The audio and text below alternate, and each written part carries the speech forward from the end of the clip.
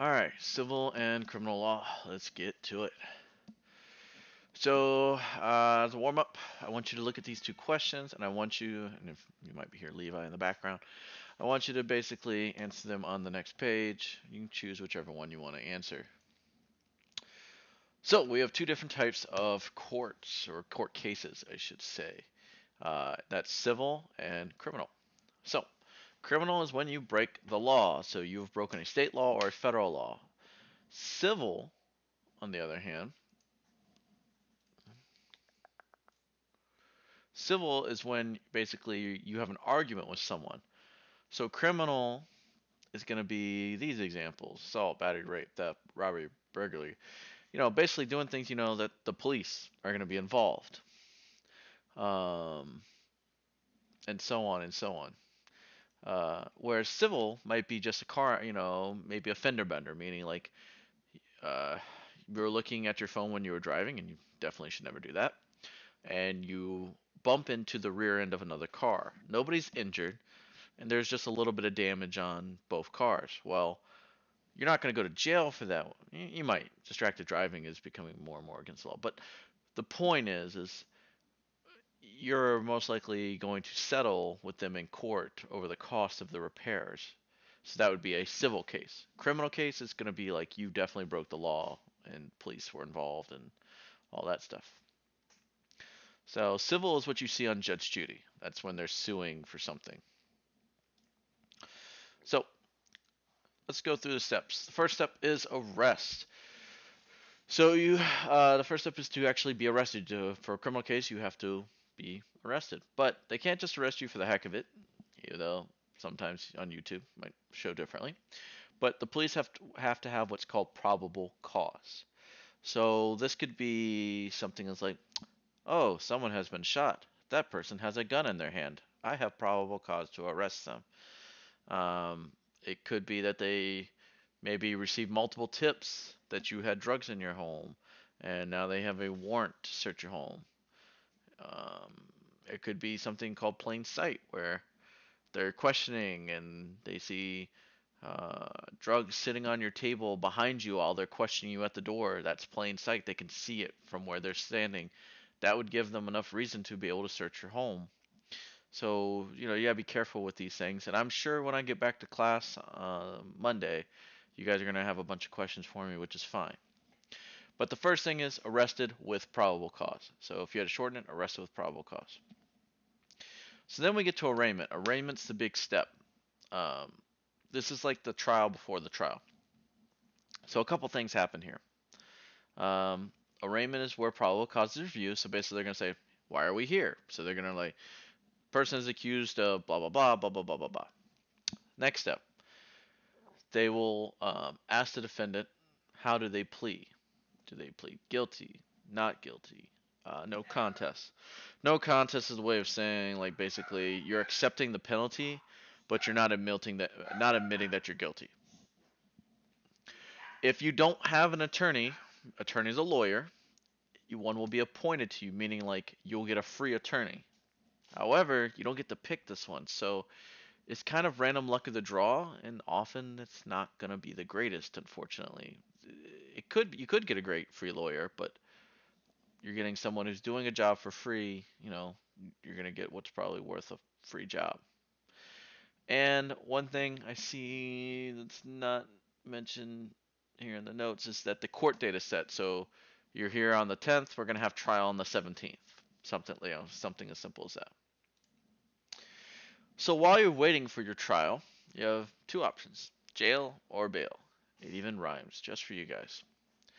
So you can either sit in jail until your trial or throughout your trial, or you can be released on bail. Bail is kind of like a money promise note.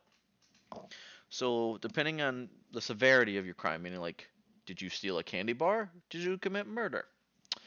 That'll change the amount of bail. So if it's a minor crime, they might say $1,000. If it's a big crime like multiple murders, they might say millions of dollars, or they might even say no bail. So they can do that as well. Um, but bail is like a monetary promise note. So if you give the $1,000, you're out on bail while your trial's going on, whether you're guilty or not guilty. At the end of it, as long as you show up for all your trial dates, you get most of that money back. Now they take out like court fees and costs and all that stuff. But the point is bail is like kind of that little thing like, hey, if you want your money back, we let you go out and be free until it's time.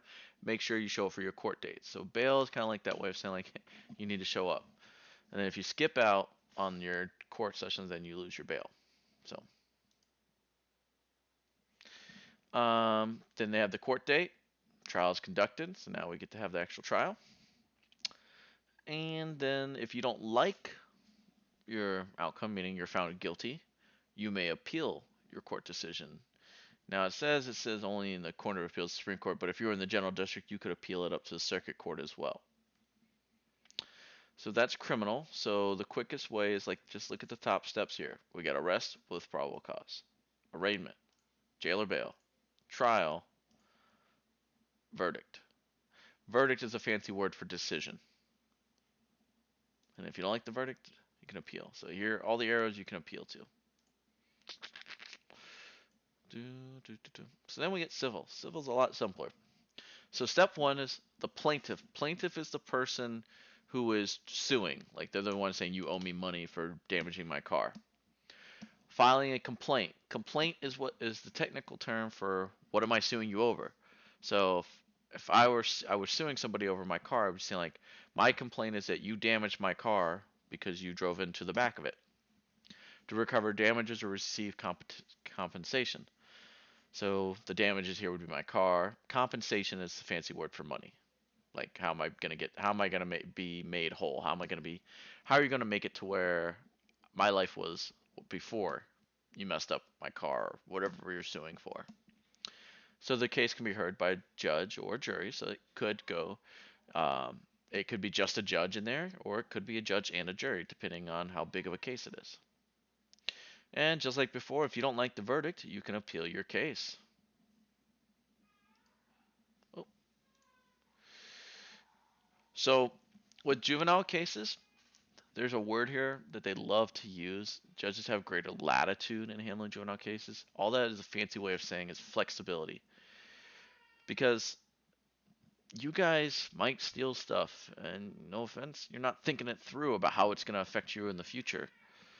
You might go for a joyride in a car, and while you're doing that joyride in the car and thinking you're all cool and everything, let's say you accidentally hit someone with the car.